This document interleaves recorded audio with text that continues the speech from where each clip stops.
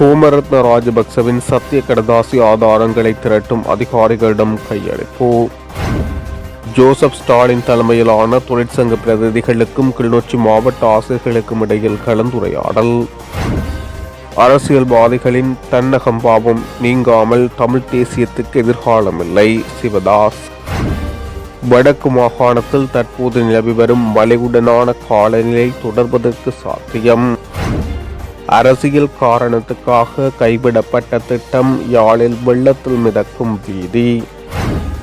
தையிட்டி விகாரைக்கு சொந்தமான 6 ஏக்கர் காணியை காணவில்லை. விகாரை ஆக்கிரமிப்பாளர்களிடமிருந்து காப்பாற்றுமாறு பௌத்த காங்கிரஸ் கடிதம். யாழ்ப்பாணத்துக்கு குடும்பத்துடன் வந்து தங்க வேண்டும். நிகழ்ச்சியுடன் பேசிய தலைவாசல் விஜய். கொழும்பிலிருந்து சுப்பந்தியை கிளிநொச்சிக்கு அழைத்து வந்த சிஐடியினர்.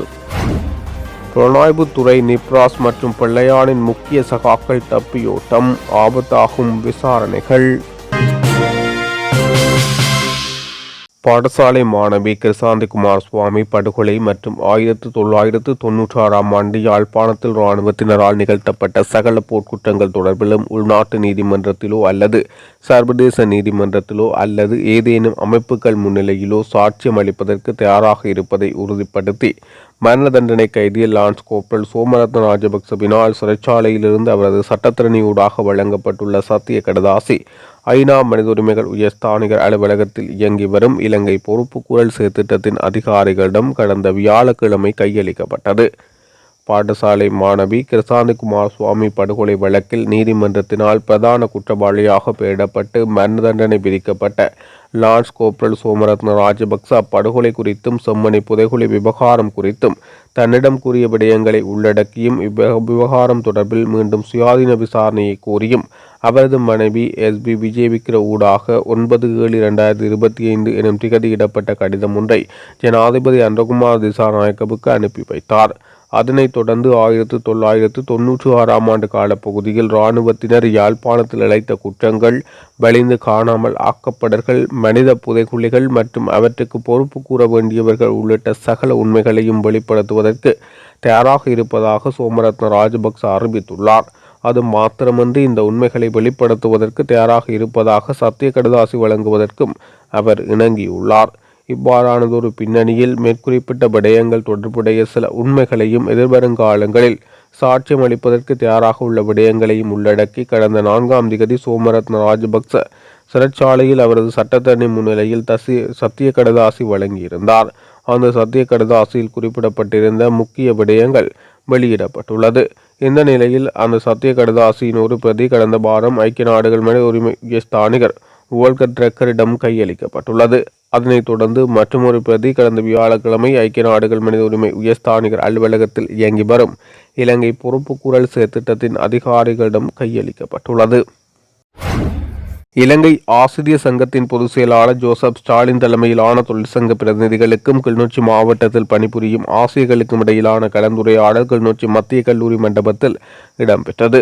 ஆசிரியர்கள் இடமாற்றம் உள்ளிட்ட பல்வேறு விடயங்கள் கலந்துரையாடப்பட்டதைத் தொடர்ந்து கலந்துரையாடல்கள் பற்றி ஜோசப் ஸ்டாலின் ஊடகங்களுக்கு கருத்து தெரிவித்தார். எங்களுக்கு தற்போது கிளிநொச்சி மாவட்டத்தில் சில பாடசாலைகள் ஆசிரியர் பற்றாக்குறை இருக்கு. இங்கேயும் ஆசிரியர் பற்றாக்குறை இருக்கக்குள்ள அரசாங்கம் வட மாகாணம் தீர்மானிச்சிருக்குது கிளிநொச்சி மாவட்டத்து ஆசிரியர்கள் 90 பேருக்கு மேலே வெளி மாவட்டங்களுக்கு அனுப்புறது. ஆசிரியர்கள் நியமனம் வழங்காமல் தான் இந்த செயல்பாடு செய்ய போகிறாங்க. இதால் பாதிக்கப்பட போகிறது யார்? மாணவர்கள். அடுத்தது இந்த ஆசிரியர்கள்.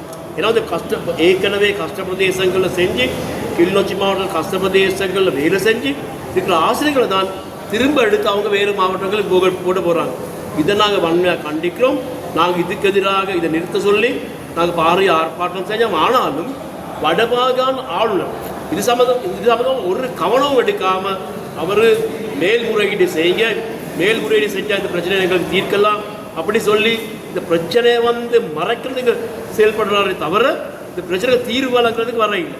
உண்மைக்கும் எங்களுக்கு தெரியும் மாணவர்களுக்கு தான் ஆசிரியர் பற்றாக்குறை இருக்குது. இந்த நடந்த கூட்டத்தில் கூட நாங்கள் கண்டோம். பாடசாலை அபிவிருத்தி சங்கங்கள் இருக்கிற செயல்பாட்டாளர்கள் சொன்ன காரணம் தான் பாடசாலைகள் விழப்போகுது, இந்த ஆசிரியர்கள் இப்படி அனுப்ப போனாங்க. அதனால நாங்கள் சொல்லுவோம் இலங்கை ஆசிரியர் சங்கமாக இருக்கிற வகையில் இந்த செயல்பாடை நிறுத்த சொல்லுங்கள். நாங்கள் தற்போது இது சம்பந்தமாக நீதிமன்றத்தில் நாங்கள் ஒரு வழக்கு போடுறதுக்கும் தயாராக இருக்கிறோம்.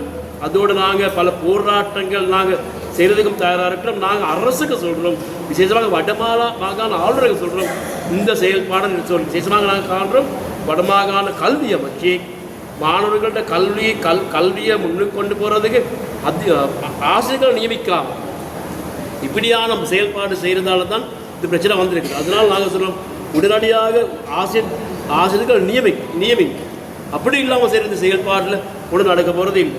அதோடு எங்களுக்கு தெரியும், கிளிநொச்சி, துணுக்காய், இது முல்லைத்தீவு, இதெல்லாம் கஷ்ட பிரதேச பாடசாலைகள்.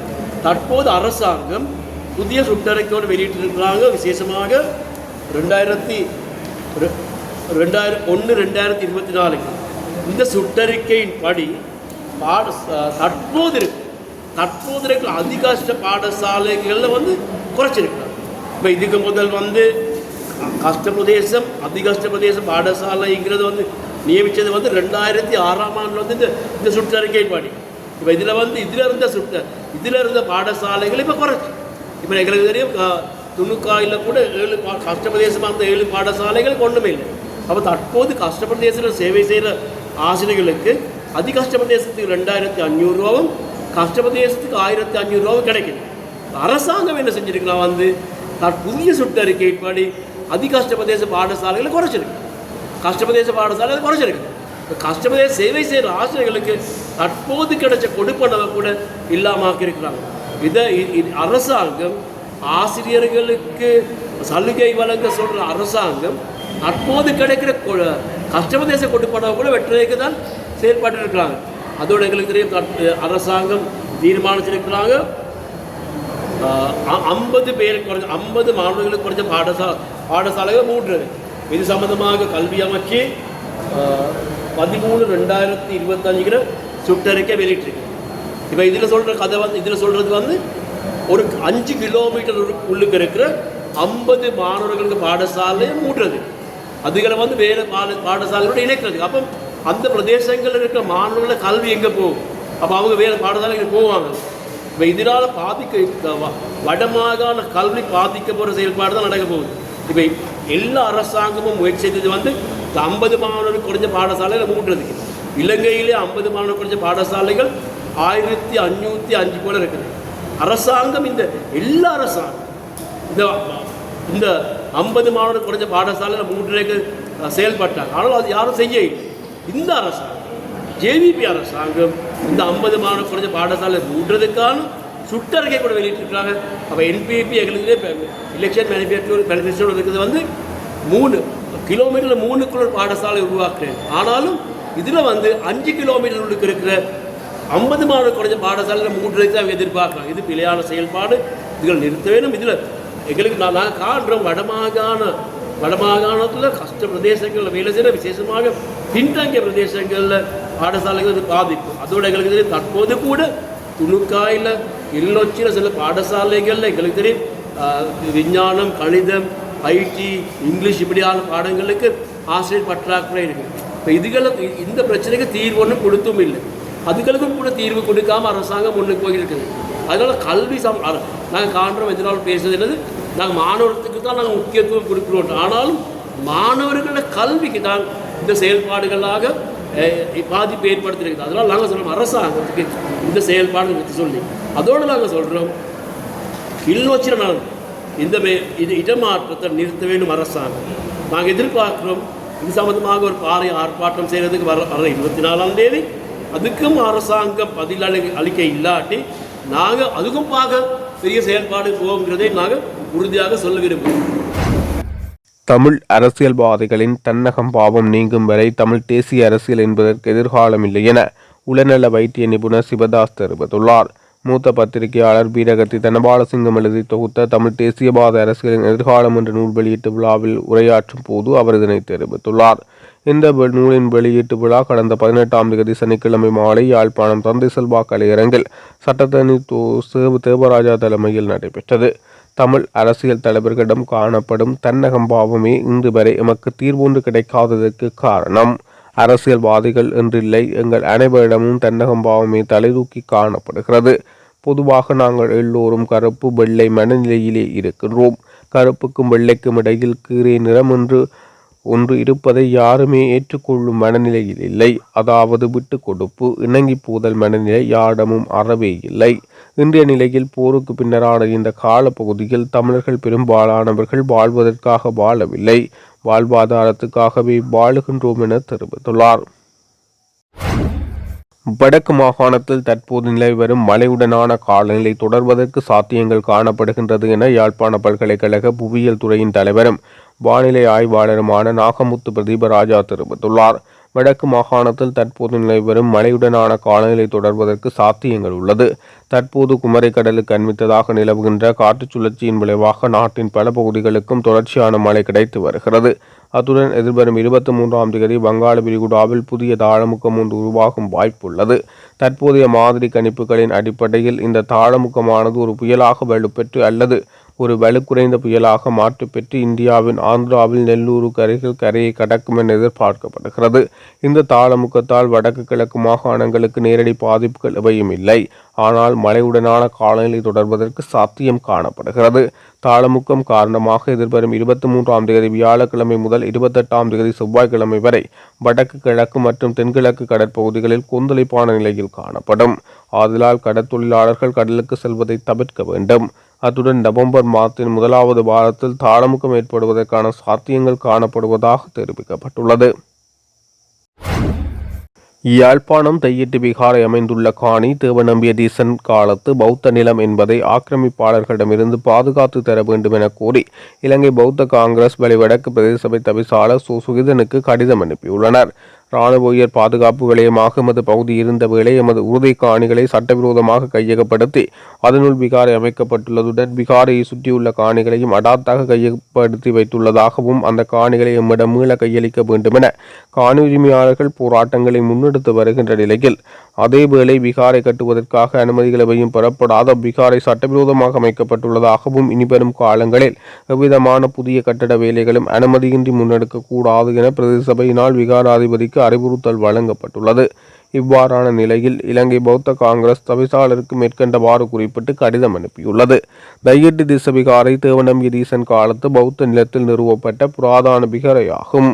அது பிற்காலத்தில் அழிவடைந்த நிலையில் 1980ஆம் ஆண்டு காலப்பகுதியில் மீளவும் புனரமைக்கப்பட்டு 59ஆம் ஆண்டு வரையில் உரிய முறையில் பராமரிக்கப்பட்டு வந்தது. அதற்கான சான்று ஆதாரங்கள் ஒன்று. 1958ஆம் ஆண்டு நில அளவை திணைக்களத்தின் வரைபடத்தின் பிரகாரம் 20 ஏக்கர் காணி விகாரைக்கு சொந்தமானதாக இருந்துள்ளது. அப்பகுதியில் குளம் ஒன்றும் காணப்பட்டுள்ளது. 1971ஆம் ஆண்டு காலப்பகுதியில் நகர அபிவிருத்தி திட்டத்தில் கூட இந்த இடம் விகாரை என குறிப்பிடப்பட்டுள்ளது. பின்னர் உள்நாட்டு போர் காரணமாக விகாரையை சுற்றியுள்ள அப்பகுதி மக்கள் இடம்பெயர்ந்த நிலையில் அப்பகுதியில் சுமார் 6000 ஏக்கர் காணி இராணுவ உயர் பாதுகாப்பு வலயமாக அறிவிக்கப்பட்டது. யுத்தம் முடிவடைந்த பின்னர் அப்பகுதிக்கு விடுவிப்பதற்கான நடவடிக்கைகள் எடுக்கப்பட்ட போது 2018ஆம் ஆண்டு காலப்பகுதியில் விகாரை இருந்த இடம் அடையாளப்படுத்தப்பட்டு விகாரை அமைக்கும் பணிகள் இராணுவத்தினரின் ஒத்துழைப்புடன் முன்னெடுக்கப்பட்டது. 2019ஆம் ஆண்டு முதல் 25ஆம் ஆண்டு வரையில் விகாரையின் விரிவான அபிவிருத்திகள் முன்னெடுக்கப்பட்டன.